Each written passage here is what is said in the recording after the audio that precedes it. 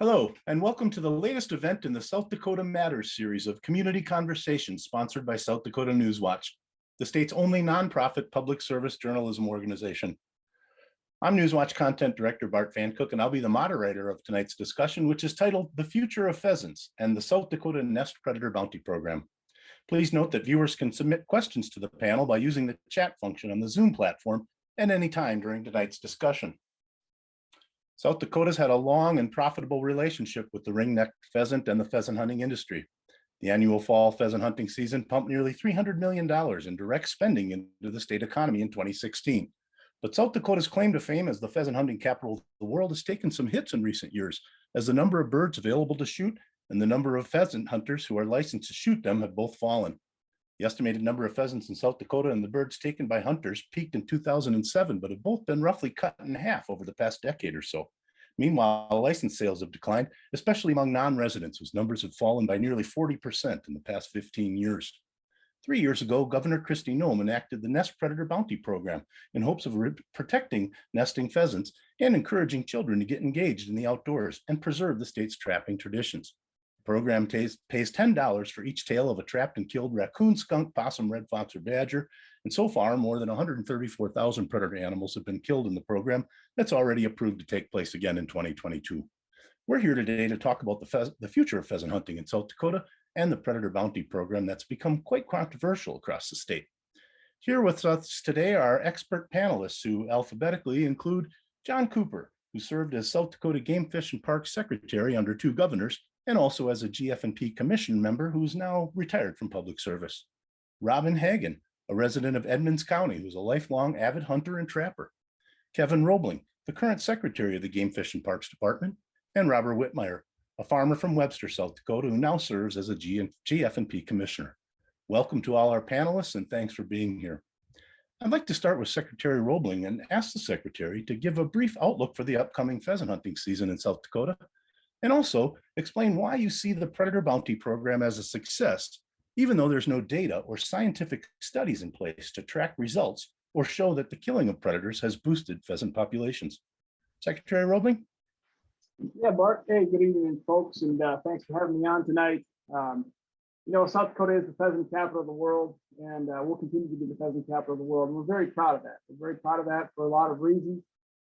One, because of the habitat we have to offer here, beautiful landscapes, the CRP, the cattail sloughs, the woody habitat across South Dakota. It definitely provides the perfect opportunity for pheasants to do quite well, especially when the weather cooperates. And then the third leg of that stool is predator management. We can talk a little bit more about that. And I always say, to grow pheasants, you need three things. You need obviously good weather, and you need habitat, and a lot of habitat. And you put a lot of energy and effort and revenue and money into habitat, about $22 million a year with the department. And then predator management, it is important. If you really focus on predator management during the primary nesting season, high intensities at a localized level, and you continue those efforts, we are very confident the bounty program can enhance pheasant and duck nest success. And other reasons for the program aren't just to enhance pheasant and duck nest success. It really comes down to increasing trapping participation. It comes down to awareness and education. It comes down to ensuring South Dakota's next generation picks up the things we all love to do each and every day. Our trapping, our hunting heritage remains strong, and we are committed that it continues to remain strong. And that's a lot what this bounty program is about as well. It's not just focused on increasing or enhancing nest success. Getting the next generation involved is absolutely critical in this day and age. We just have to get people away from the Xbox or the computer screens and get them outdoors, get them excited to hunt, get them excited to fish, get them excited to trap. And that's exactly what this program has been doing. The numbers speak for themselves. We've seen a lot of youth participation. We increased youth participation from actually 16% last year of all participants, all the way up to 29% this year. We're very excited where this is going, and youth love it. And that's something that is very near and dear to my heart. I have two 3-year-olds at home and a 1-year-old, and it is my job each and every day, and my wife's job each and every day, to instill that outdoor passion into our children. And I'm very thankful for that. Thank you. I appreciate that. Thanks for sharing. So I'd like to turn to Mr. Cooper now, and if you will, Mr. Cooper, can you please explain your views on the current bounty program, and perhaps you can share with us why predator control measures or monetary bounties were not part of a long-range pheasant management plan you helped create during the administration of previous Governor Dennis Dugard. Mr. Cooper? Thank you, Bart. And all due respects to Secretary Robley, he and I have had a lot of conversations on back and forth about this issue. And I just, based on my scientific background and my professional background, and my working relationships with people at game fishing parks, but also on the national level with people who've been involved with predator management control and some of the experiments with them, and then looking at the documents and the overall lessons that have been learned through spending a lot of money on predator control, which was primarily advertised to begin with by Governor Nome and her folks that this would increase pheasant population. And that was one of the things that we heard about to begin with, and that was basically put into place. This program was put into place without the oversight or the opportunity for sportsmen in the state of South Dakota working with the commission to have an opportunity to look at an expensive program that over the many years of biological science and review and a whole pile of work that's been done right here in South Dakota and has been contained in the book Pheasants in South Dakota, which is kind of the Bible of management. This is money that basically is not well spent. And we never had an opportunity to talk through Secretary Hepler at that time, and also the commission never had the opportunity to review it. And so my point being on this is I don't see a lot of biological evidence anywhere that would satisfy the requirement or the goal of increasing pheasants and pheasant numbers in South Dakota. It's fad management, and it's never been successful in the past.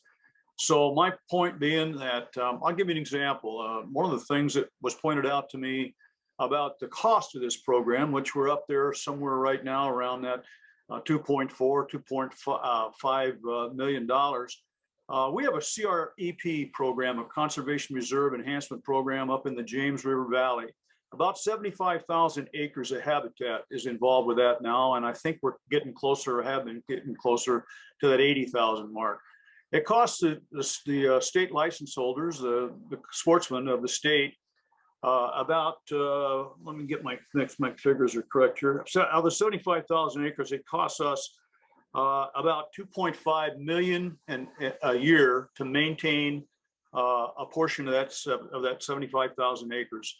So for the same cost for 75,000 acres of habitat that we spend on a predator management control program is something that I just don't see equalizing. And so my point being of this is that we've never seen success on any studies that would result in expanding pheasant populations. I don't really know how we're going to measure the amount of people, the number of kids that we recruit back into hunting and trapping with this particular program. But I can tell you from the standpoint of the management issues at all levels of science that this doesn't make any sense. You're not gonna increase your pheasant populations with this. Well, thank you. I appreciate that. And Commissioner Whitmire, I'd like to turn to you now. And you voted to extend the bounty program, despite receiving hundreds of comments and opposition from South Dakota residents, and to be fair, some in favor of the program.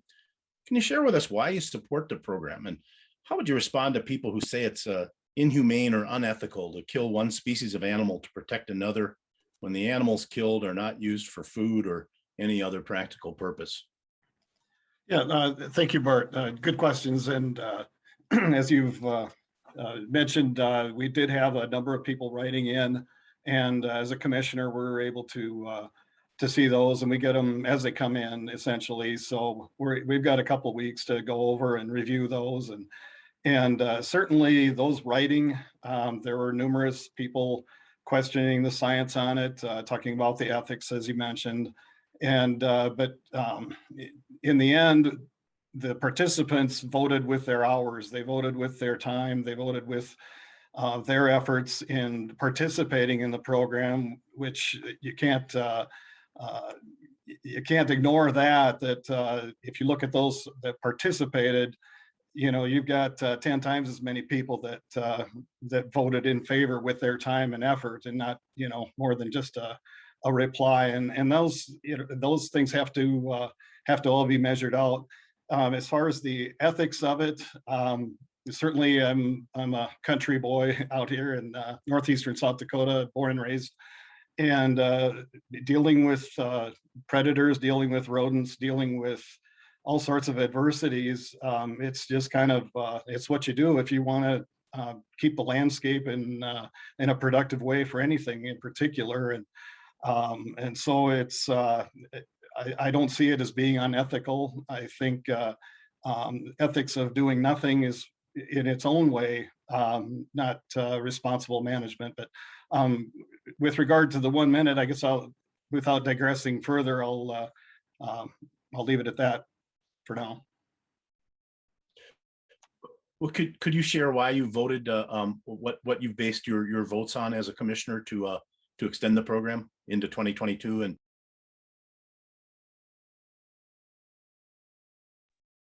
you're on mute, sir. Thank you, Bart. On the point of voting, I did come on the commission in early 2019, and the program was already framed, I guess. And I did take it upon myself to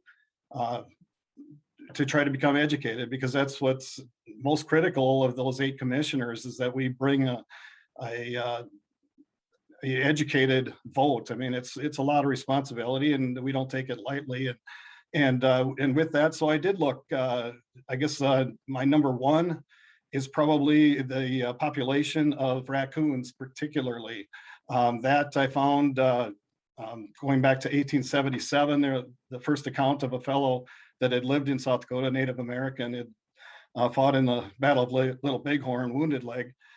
He traveled from South Dakota area down to Oklahoma, where he first saw his first raccoon. He'd shot one and had no idea what it was. That was the first sighting he'd ever had.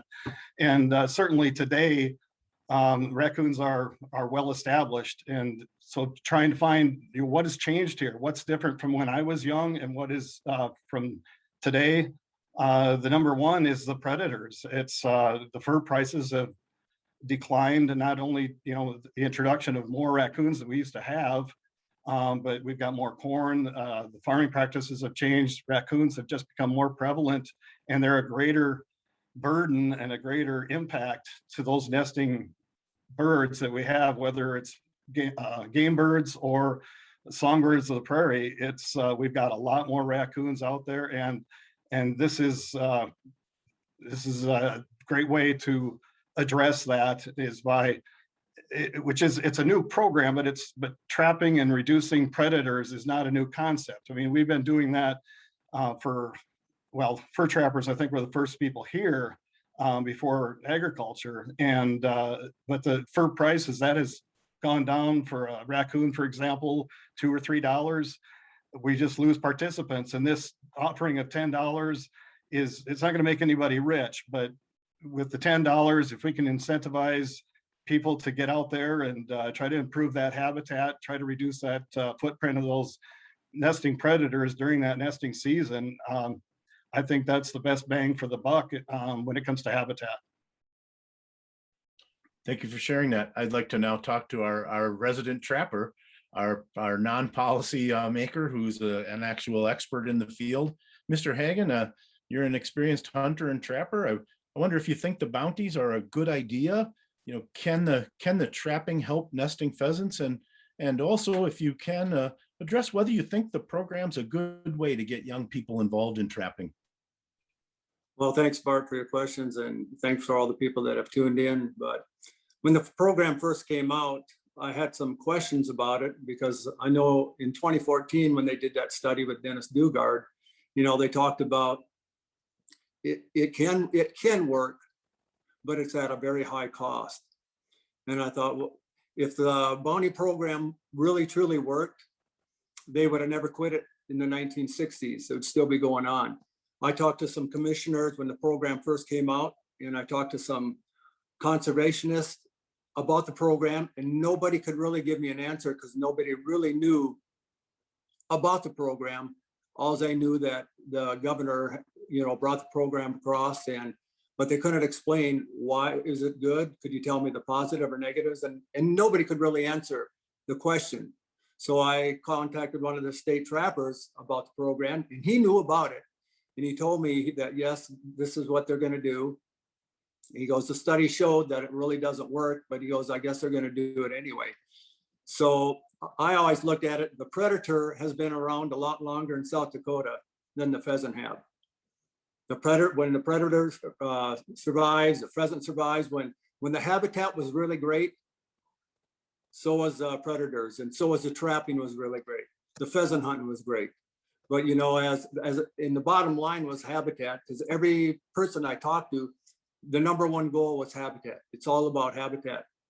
And I asked them, if it's habitat, how about if we just take the stuff that we have now, the game and fish land that we have now, and let's improve the habitat? Because everybody knows when the CRP fields were out there, everything, there was a lot of raccoon, there was a lot of coyote, there was a lot of fox, there was a lot of pheasants. And of course, like they said, the prices have gone down, so nobody really participated. When prices are up, everybody participates. When pheasant population's down, you don't get many hunters. When pheasant population's high, then you get more out-of-state hunters. And my philosophy of it was, South Dakota was very, very good with habitat with pheasants. You had Pheasants Forever coming across, you had sportsman clubs. Everybody realized and saw what South Dakota was doing. So I think Kansas started doing it, North Dakota started doing it, Minnesota started doing it, because they all said, hey, it's all about the habitat. So my thing was, if I have just as many pheasants down in Kansas now, because now we know it's all about habitat, why would I want to spend $1,500 up in South Dakota when I can drive 20 miles in my own state? So, I questioned it, and my question with a hunter or as a trapper, the tradition and heritage in South Dakota, as I grew up, my dad was a professional trapper. We grew up trapping. So, and the tradition always was when the fall time, when the furs were prime.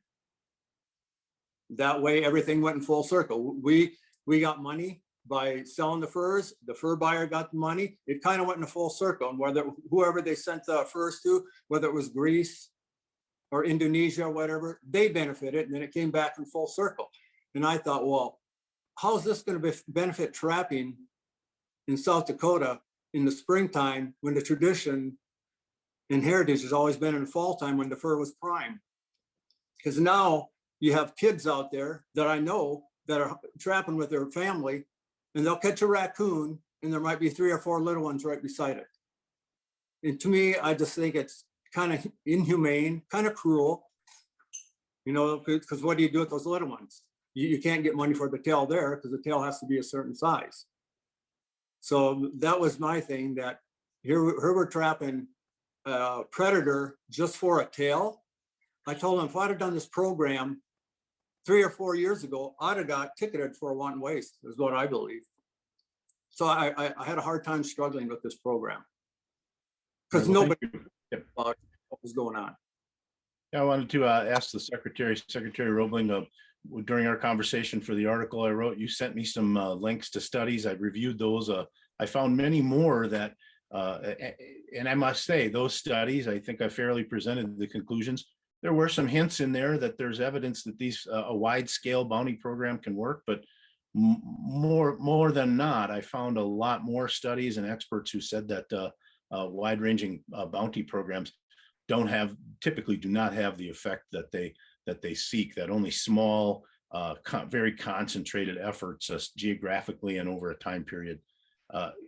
Can you explain where's the substance behind the theory for the actual trapping, removing of predators and pheasant population, aside from the trapping tradition part of the program? Absolutely, yeah. I mean, it's done at high intensity during the primary nesting season, a localized level, like you mentioned, small scale level. It has been known that these types of predator management have enhanced nest success. It's something that's been going on for decades. I mean, the department's been trapping predators off GPAs for the last 30 years. I mean, there are certain GPAs that we do remove predators on. We've been actually doing studies on a Chip Allen GPA in Sanborn County for quite some time. There's been studies conducted by Riley and Schultz 2001. There's studies conducted by Dock in 2011. Where actually in Beetle County, they've seen nest success rates triple. Typically anywhere between 15 and 25% of all nests that are laid by a pheasant will hatch. They at least will hatch one egg. That's 15 to 25%. So 75% or even 85% of those nests usually are destroyed or not successful.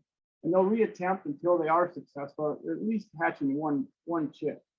They won't pull off multiple broods per year, but we can't directly correlate all of that loss to predators either. I mean, there's other things that definitely can, flooding or wet conditions, or the eggs get too cold or things like that. But at the end of the day, I mean, 15 to 25% nest success, a lot of that, loss is from nest predators. And it's not just pheasants and ducks. It's also passerines, it's sedge-wrens, it's stick thistles, it's bobolinks, the birds on the prairie that also are relying on that upland habitat. And I totally agree with Robin. Habitat is incredibly important. It is so important. This last year we spent $22 million on habitat and access alone, and the department is laser focused on those efforts. We absolutely understand that habitat is extremely expensive. For example, 2,500 acres of CRP at a rate of $200 an acre is going to cost us $500,000 a year. And there's been studies to show that between 2.5 and 3 pheasants can be raised to adult size off an acre of CRP. So you can look at it a couple different ways, but habitat is extremely expensive. But we all know back in 2007, when we had a record harvest of over 2 million birds, we had 1.6 million acres of CRP in South Dakota. We're under 1 million acres today. And I totally understand and totally agree that we are focused on habitat. What comes along with habitat is access. We need places for people to hunt. And that's the other part of the equation as well. I hope I answered some of your questions, Bart. Yeah, thank you. No, I appreciate that. And we'll get to I have a question about access and private versus public land, but Mr. Cooper, I saw you reacting somewhat there to to the commissioner's statements, and feel free to respond to that. I did also want to ask you, you spoke about the North American model of wildlife management and balance in nature. Several people have reached out to me wondering, what about the potential for unexpected consequences or unanticipated outcomes from removing one species or in this case 5 species, mostly, I should note, mostly raccoons more than any other. Is there a risk involved with that? And I'll let you take that question wherever you'd like. I will, and I don't mean any disrespect to Secretary Roebling on his saying, but that the last statements in regards to how successful predator management is in producing more pheasants and examples that he gave are actually disingenuous. If you take a look at South Dakota's history, all the way back to the Troutman studies, every one of the studies that have been done and ones that were included in your interview, in your article with the folks up in Alberta, indicate that predator management is only successful when you're doing it in a very localized area for a specific reason, for a specific time. If you try to equate the results from a small localized work over a specific period of time in a specific area to a large, expansive, uncontrolled, unspecified bulk trapping, I'll call it, then your results aren't going to be near what those are on a localized basis. The second thing that comes up is how expensive it is and how long you have to maintain it. So the things that were foisted upon the department by NOAA and by some of her advisors, I don't know who the heck she talked to, all of that stuff was put into place on this predator control and live trap giveaway program before the public, before the commission, before the scientists that we rely on and that the sportsmen of the state of South Dakota feel strongly that have the most perspective, the most professional perspective on this. We're basically we're not considered, and we're mad. I spent a half a day on the phone yesterday and another day on the phone with a lot of sportsmen, including people from the Wildlife Federation and the various clubs. By foisting this on the sportsmen, they basically took sportsmen's dollars out of the license fund and then appropriated it without having any review by the sportsman or by the commission. That's not the way to do business. And it's frankly, unfortunately, kind of a trend amongst some politicians who feel like they're anointed. And in this particular case, that's what's happened to us in South Dakota with this program. Now, going back to something that you had talked about or asked me to look at, the North American model of wildlife management is based upon public trust resources. And in South Dakota, we've had a long history of managing public trust resources through the commission way of doing business and through the legislature, like all things, but the Wildlife Division gets no tax money. The Wildlife Division of Game Fish and Parks survives as a result of sportsmen's dollars and a whole series of federal programs that are based upon sportsmen being taxed for things like ammunition and for fishing rods, et cetera. And so my point being is that in the North American model, what basically you're doing is you're managing all resources, whether they be raccoons or ground squirrels, or whether they be elk, or whether they be pheasants. And so it's a holistic approach to management. In this particular case, politics interceded, and they picked out what they thought would be a good vote getter or maybe a good way to expend money. Trappers, hunters, fishermen understand that balance. And the bottom line of this is when you guys start nitpicking at a certain species and it costs you a lot of money. I don't know how much money, and I don't know if the department's ever looked at this, but they've got some figures on the number of kids that trap and the amount of money we've spent. I'd like to know, well, how much is that per person for the kids that we have out there trapping? And keep in mind, these kids aren't being supervised, and all we're getting is tail reports, and there's no real idea of where they're at or where they're going. So it's a bad program. It costs us money, and it's not doing anything at all for pheasant management habitat. Well, thank you. I appreciate your thoughts on that. Commissioner Whitmire, I'd like to ask you, during our conversation, I posed the question to you that there is no scientific study. There's no scientific study of whether this is working, and there's nothing out there to examine whether there are unintended consequences. And I wonder how you make a decision based on just the idea that something's working. But I also wanted to give you the opportunity to talk about some anecdotal evidence that you presented to me during our conversation, where you feel like you have a sense, or you have a feeling, or at least a belief that this works. So 2 parts there. How do you decide something without a scientific basis, or something that's monitoring a monitoring of an effort to continue it for a 4th year? And also maybe you can talk about your belief that the program is working to protect pheasant nests. Yeah, certainly, Bart. Thank you.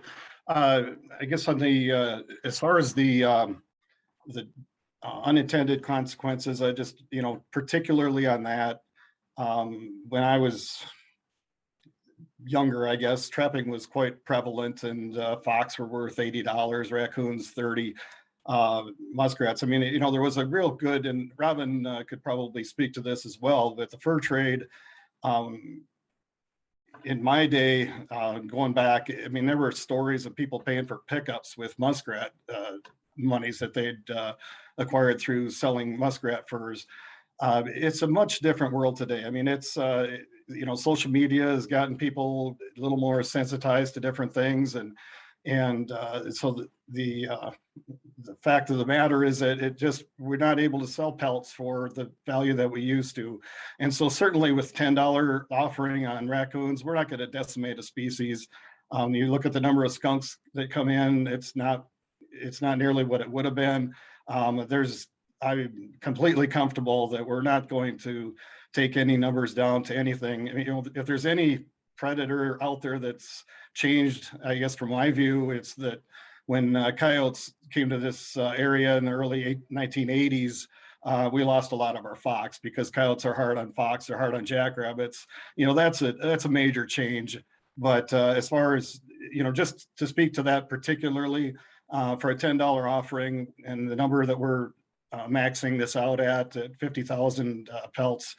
You know, we're not going to run any species into trouble, but so on that topic. But yeah, so two on the anecdotal things that I've seen. I guess certainly my own view of skunks and raccoons in my area has been reduced. I don't have a documented number of what we have, but at a high, I moved to a different place in 1998, a mile away from where I was born and raised, and it was two bachelors that were living there. And when they left the place, it sat vacant for maybe 6 months, and I'd removed 26 skunks in the following year, and that was in 1998. And I have not removed 26 skunks in all these years past. Well, I know that predators can get way out of hand very quickly, and it's just the way it is, I guess, if when that happens. What I talked to you too about, Bart, was there's become a lot of properties because of climate change. We've got a lot of water in places. We've got a lot of destroyed lands where it's not safe to operate farm equipment. So there's a lot of areas that are kind of tied in with wetlands that are just it's just destroyed soils, and no one goes there. And so we got a lot of places where predators have that they can be for a year or you know at a time without anybody coming in and disturbing them at all. So there's a lot of issues that are new due to climate change, due to just the way farmers are now. The country kids, we don't have as many as we used to, that used to do a lot of trapping and things. So we've got a lot of problems that didn't used to exist. This low fur price. And so it's a different world. And, you know, with all respect to Mr. Cooper, Secretary Cooper, it's a different world than when he was the secretary. We've got a lot of issues today that have just changed. The pelt price is number one. We're not able to get that voluntary participation in reducing the predators through that monetary reward that the fur buyer would have once given. And so what this predator program with $10 is at least a kind of raises that rock bottom to keep some incentive for folks to get out there and participate in the wildlife. But and then my anecdotal, I guess, just on the nesting that I have seen, certainly just today my son was telling me he saw 12 pheasants right at the farm, and I kid you not, there was in 2013 I saw one rooster on the farm all year. I mean, and I've been seeing pheasants too, and we had a hailstorm 2 weeks ago that you would have thought would have taken them out, but they did quite well through that. And so we're seeing bitterns, I'm seeing avocets, species that have never nested on the farm before. So absolutely, I'm seeing anecdotally, as you describe it, successful things that I didn't see in the past. Yeah, thank you. I appreciate that. Mr. Hagan, so you are a hunter, and I respect your views from the ground level here. Do you think the state's done a good job in managing the pheasant population? And I wonder if you feel like the resident hunter, or even the non-resident hunter who comes to South Dakota and wants to hunt on public land or can't afford to stay at a game resort, is that hunter being given a fair shake in the current model of how pheasant hunting has evolved in South Dakota, or has it become somewhat of a sport for the rich? That I probably could say it's kind of become a sport for the rich, because when I grew up with my family, there was 9 of us, 7 of us kids. We loved the road hunt, and most pheasant hunters probably did back then, you know. And now I don't even road hunt, because really you don't have the good ditches like you used to. I mean, I can go down some of the township roads that I've trapped, and even when I've hunted, some of those township roads, you got to fold in your mirrors on the pickup to get by the corn rows, you know. And I thought it was supposed to be 33 feet from the center of the road on each side. So and I quit pheasant hunting. I shouldn't say I quit pheasant hunting. I really kind of quit road hunting just because it took the fun out of it, because you wanted to make sure you did it right. And even if you did it right, it felt like, you know, if somebody saw you that had paid hunters coming in, or that was their land, is like they were mad because you shot their pheasant. And so I just thought, I don't even, if it's just a little pheasant, I don't want to deal with those kind of problems. You know, because you can be doing everything correct, but since there's so much money involved, you know, with the pheasant hunt, now it's kind of like you farmed a pheasant hunt. And to me, it's the paid hunting that goes around now is kind of hurt maybe the average person with the average wage or below the average wage. Because I do a lot of hunting. I hunt all the way from September all the way to March. I run hound dogs, and I've done that for over 45 years. And I average around 300 coon, even more a year. And when this program came in, and it didn't hurt me any with the coons. I still get 300 or 400 a year. I mean, so I get a lot of coon. And I hunt places where most people don't hunt, the real heavy cattail sloughs. You know, some of your pheasant hunters don't even like going in them. But my dogs love going in them because that's where we get most of our raccoon is in the heavy cattail sloughs. And boy, sometimes we'll get 20 coon out of a slough, and we'll kick up 400 pheasants out of a slough. So I thought the last 2 years, the pheasant population was really good. At least where I was hunting, I thought it was very good. But, you know, I want to get back to kind of I got a report here. It said the Nest Predator Program receives panels backing. This was written Saturday, March 7th, 2020. The article goes on to say, there's a couple paragraphs, the idea that is removing pests and editors from landscape, the population of pheasant, ducks, and other ground nesting birds will increase. But then a couple paragraphs later, it says the main goal of the program is not to increase pheasant populations, but rather to increase the number of families involved in hunting, trapping, and fishing. Well, okay, are they doing the program to increase the pheasant population? Or are they doing a program to increase the trapping for more young kids to go out there?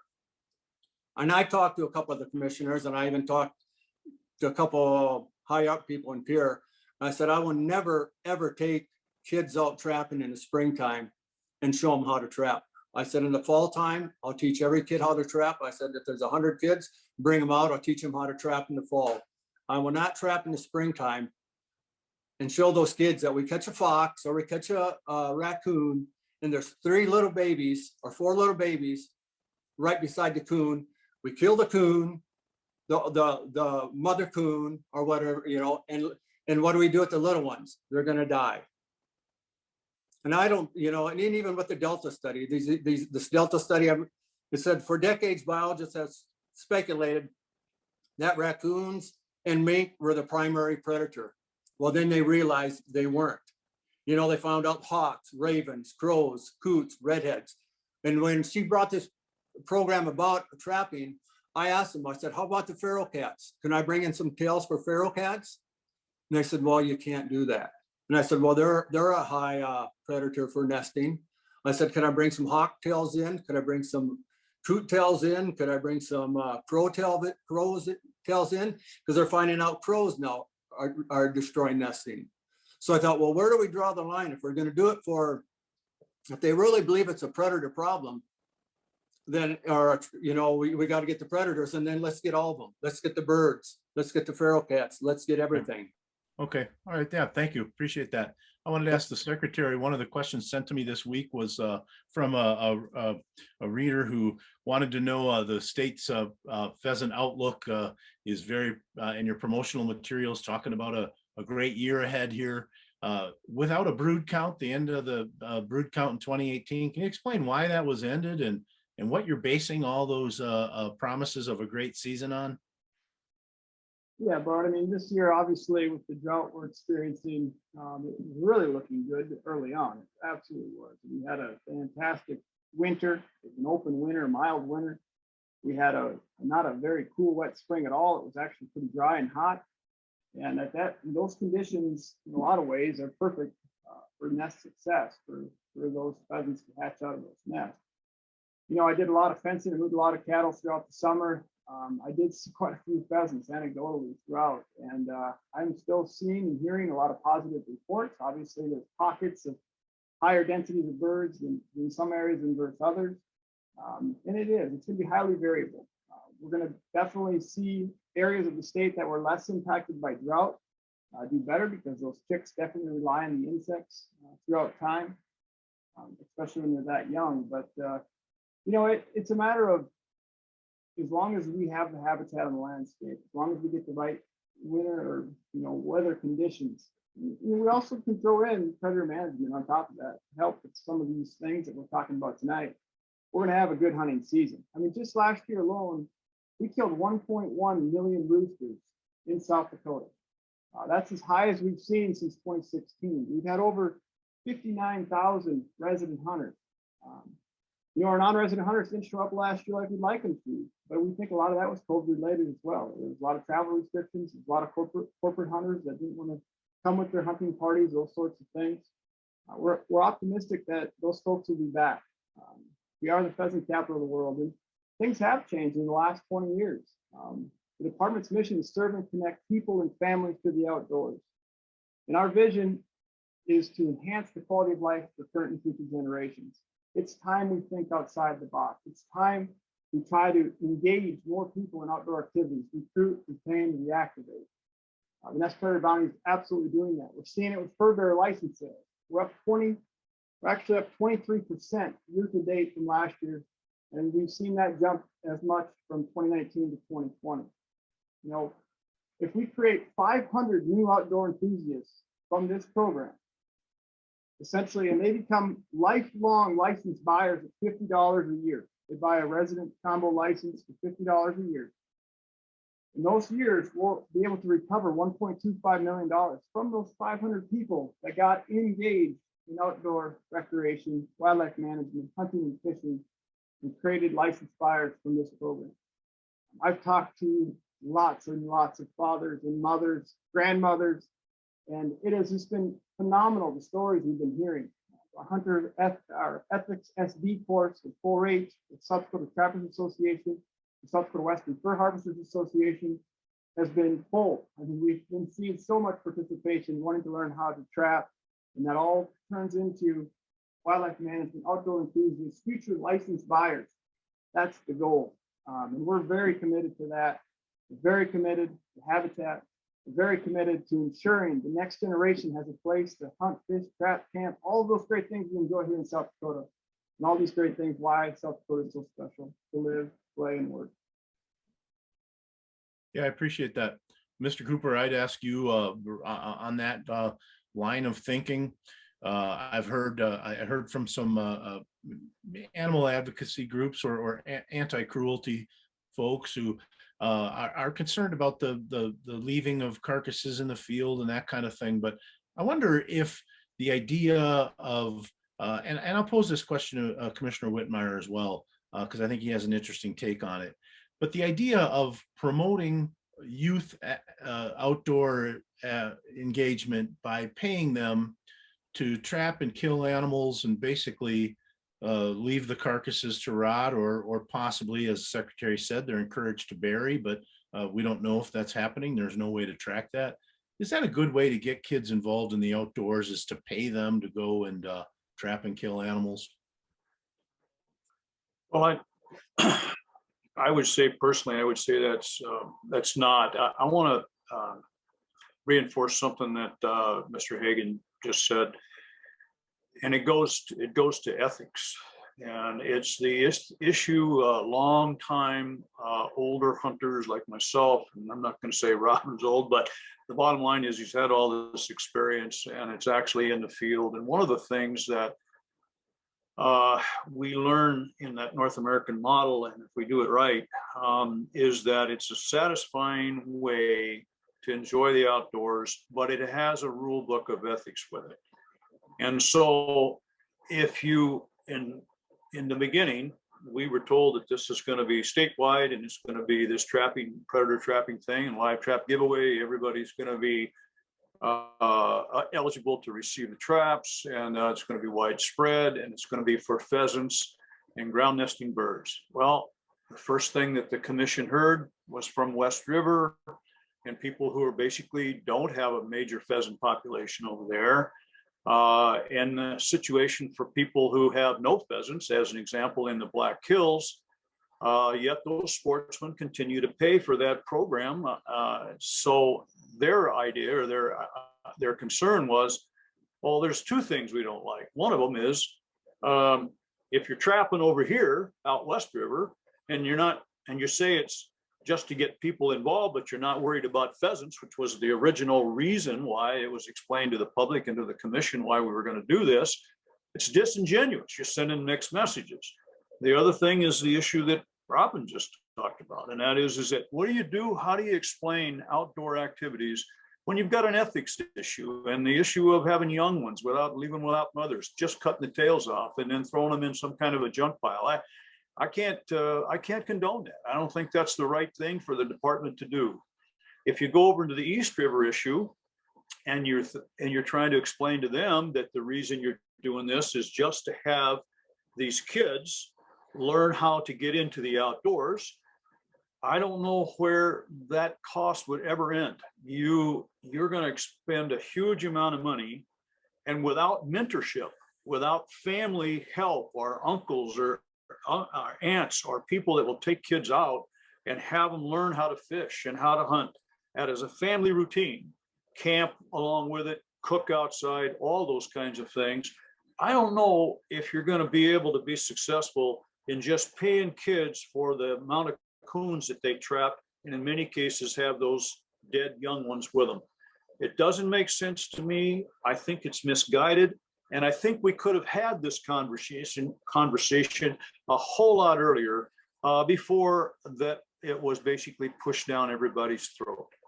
And I think the unfortunate part about this, there was a quote by one of the Alberta researchers said, this whole issue with bounties is been used primarily as a political or a hunting industry ploy to be able to respond for things like money and votes. And I think that's where this is at. I just believe that. And I have great respect for Secretary Roebling and for the staff at the department. I work with those guys forever.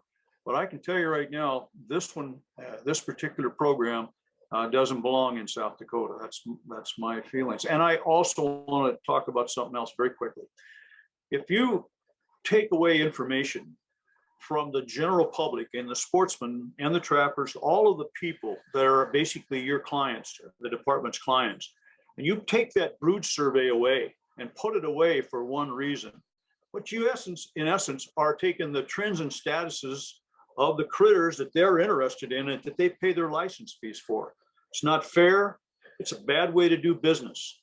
And the people out here that I know well, this wide assemblage of trappers, fishermen, hunters, are not happy with the way that Governor Noem and or the department is operated, with the idea in mind that we're going to promote pheasant populations whether we got them or not.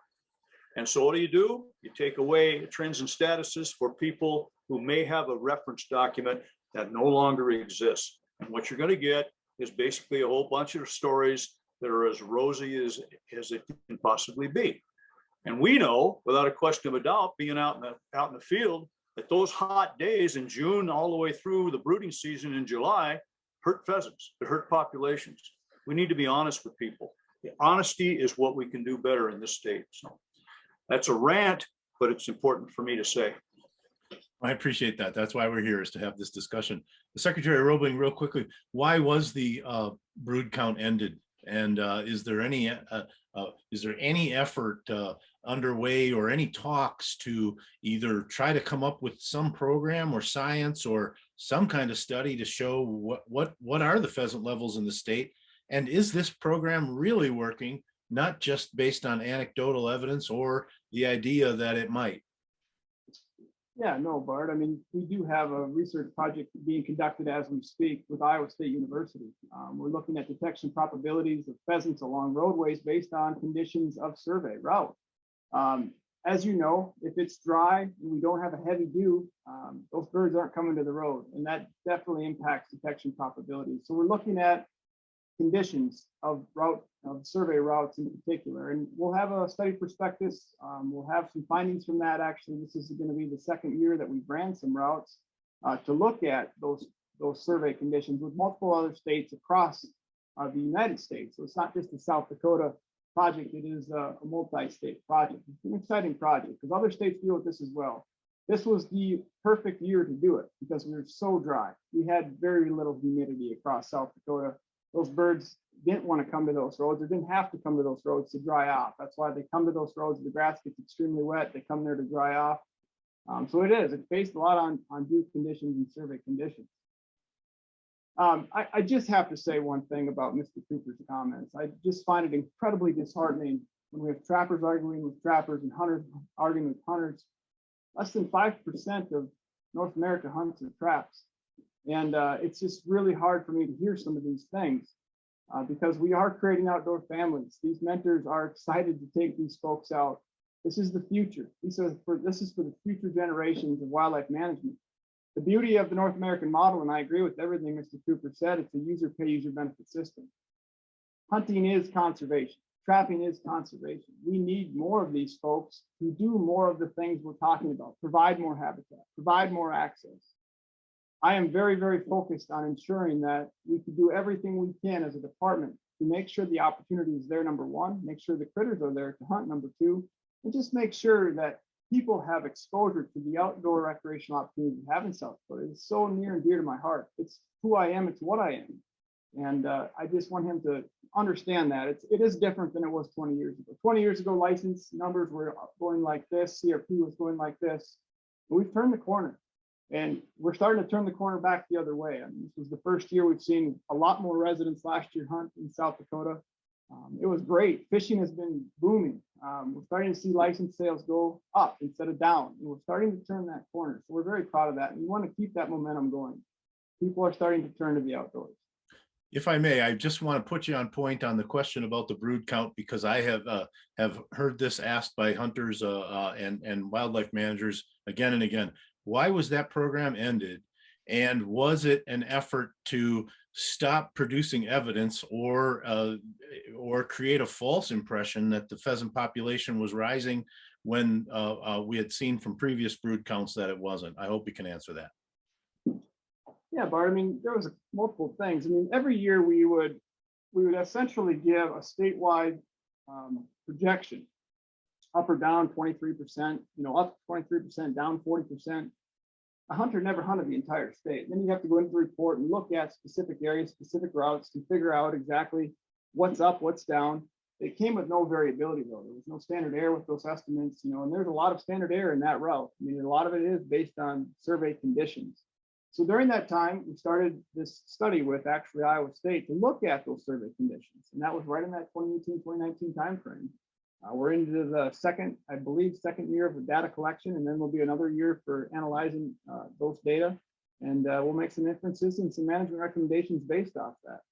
But a lot of it is, I mean, we want to make sure the information we share with our hunters, our anglers, is the best information we can have. And when you give a statewide perspective, there's going to be areas of the state that are heavily weighted, that have way more pheasants per mile than other areas. And you put all that in one little estimate, or not a little estimate, but a statewide estimate.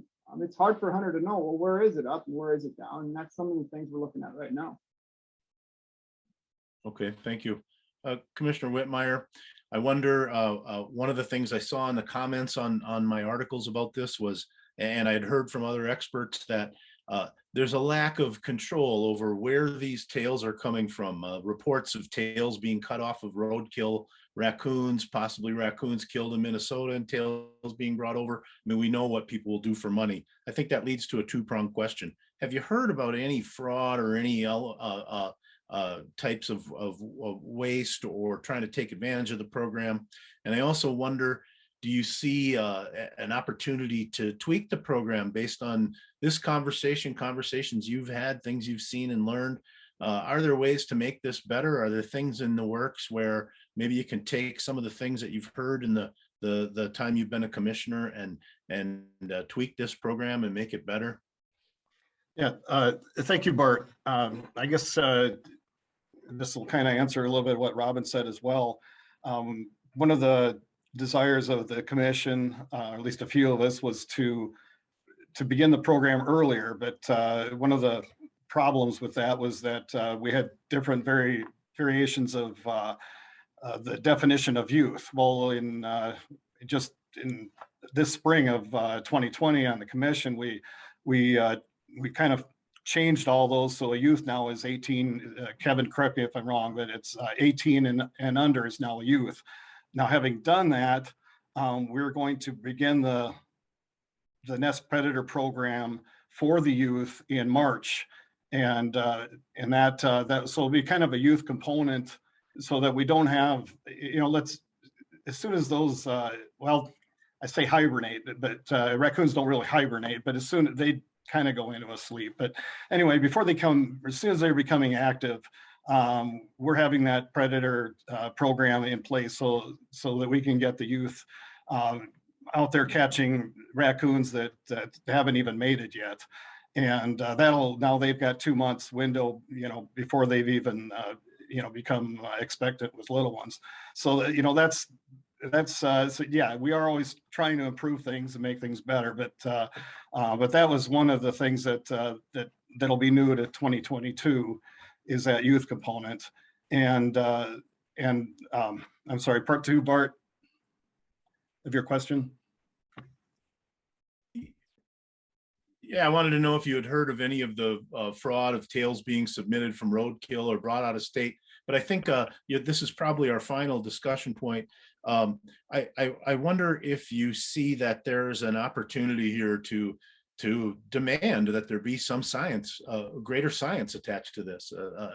Maybe the tail question you can leave alone. I think the bigger question is, I think people want to see that there's some evidence of results, more than just you on your farm and your family seeing more nests or more pheasants. Do you feel like that's something that the commission owes the state and its hunters and its residents, that there would be some effort to not just believe that this works, but prove that it does? Yeah, thank you, Bart. Absolutely. I have thought about that a lot. I mean, just to know that one less skunk, one less raccoon at each night, whatever miles they put on, is going through. I mean, for every one, you're reducing the number of miles every evening that pheasant or duck or whatever is nesting on the terrain out there, that nest is susceptible for destruction, for that nesting bird is out there for destruction. And so with every one, I mean, knowing that we had 53,000, because I think we went over our 50,000 last year, there were 53,000 fewer predators combing those grasses. And I don't know how many miles that is a night, but it's more than what you probably put on your car in a 10 years of driving it. I mean, it's a lot. And so definitely it's kind of like, when you fix a human condition, what are the results in population? You can't measure that's, hey, we did this by adding air conditioning. We did this by, improving life, clean water. You can't find a population, but that every one of those improvements helps. And in this trapping program, 53,000 fewer predators going through the grass is absolutely, it's if you look at it, it's kind of indisputable that you made a difference. And that's what I absolutely know, that you're making a difference with every one of those predators that's no longer combing those grasses at night. And they're also not going to propagate and have a family of their own. And it's, again, these raccoons are not, they're not native to South Dakota prior to, somewhere in the early 1900s. I mean, it's a new animal. They're causing other problems. And I'm glad that we're able to address that. And a hats off to both secretaries. I mean, you look at South Dakota, you look at our neighboring states, we've got 1 million acres of CRP. They've got 5 million, and we're shooting as many pheasants, and we're able to produce as many pheasants for harvest as those 5 states are combined. So, hats off to the programs that you guys have been doing and that you continue to do, because, South Dakota is number one. And that kind of ties in with what Kevin on the road counts. It's like, no one has pheasants like South Dakota. I mean, we are number one for a reason. I mean, we got the prairie pothole region. We've got a mixture of cattle with grasses and alfalfa and CRP. I mean, and this is perfect habitat. And that's why we're number one. We're just, it's defining our state. I mean, we fit that definition and the numbers demonstrate that. So any given year, we're still the best place to come pheasant hunting. And it just, you know, Mother Nature just put us in that sweet spot, and that's where South Dakota is. Well, we'll have to leave it there. Thank you all for being here, Mr. Hagging, Secretary Roebling, Mr. Cooper, Commissioner Whitmire. Thanks for taking time to discuss this. This is an important role that South Dakota News Watch intends to continue to fill in South Dakota, and that's to bring together people with varied opinions and great sources of knowledge to discuss important issues. So thank you all for being here. Thanks for our viewers for watching, and continue to follow the news on South Dakota. You can find our stories at sdnewswatch.org. A good night to everyone. Thank you.